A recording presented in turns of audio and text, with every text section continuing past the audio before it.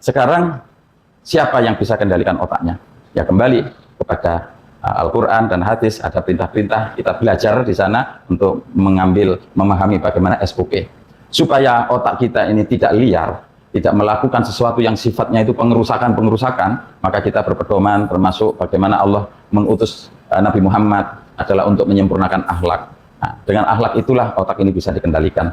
Nah, sehingga kita tahu mana yang menguntungkan, yang baik, atau yang menguntungkan tapi itu jahat. Maka ketika kita ini kepingin kaya misalnya, maka otak kita cerdas, bisa mikir. Tadi yang tak contohkan, bisa merampok, bisa mencuri dan lain-lainnya. Tapi karena otak kita, hati kita dikendalikan oleh SOP, oleh Al-Quran dan hadis, maka kita harus punya pedoman bahwa kita kalau mau mencapai suatu tujuan kaya harus dengan cara yang halal, harus dengan cara yang baik, harus dengan cara yang tidak merugikan orang lain.